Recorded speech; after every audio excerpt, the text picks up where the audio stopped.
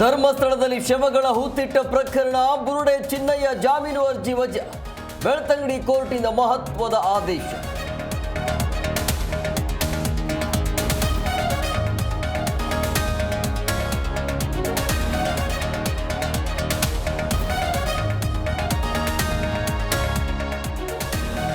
Kothalavadi ನಟರಿಗೆ payment ದೋಖಾ ವಿಚಾರ. ಹಣ ಕೊಟ್ಟಿದ್ರು ಅತಿ ಆಸೆಯಿಂದ ಆರೋಪ.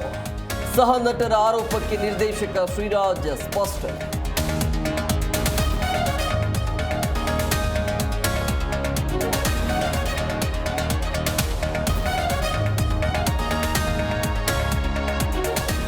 ಕಾಂಗ್ರೆಸ್ನಲ್ಲಿ ಭ್ರಷ್ಟಾಚಾರ ತಾಂಡವವಾಡ್ತಿದೆ. ಮುಂದಿನ ಸಲ ಇವರನ್ನ ಜನ ಮನೆಗೆ ಕಳಿಸ್ತಾರೆ.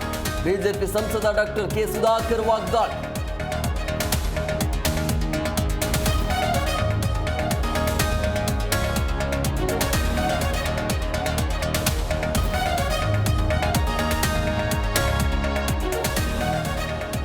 ಕೃಷ್ಣ ಮೇಲ್ದಂಡೆ ಯೋಜನೆಗೆ ಅನುಮೋದನೆ. ಒಣ ಭೂಮಿಗೆ 30 ಲಕ್ಷ, ನೀರಾವರಿ ಜಮೀನಿಗೆ 40 ಲಕ್ಷ ಪರಿಹಾರ. ರಾಜ್ಯ ಸರ್ಕಾರ ಮಹತ್ವದ ತೀರ್ಮಾನ.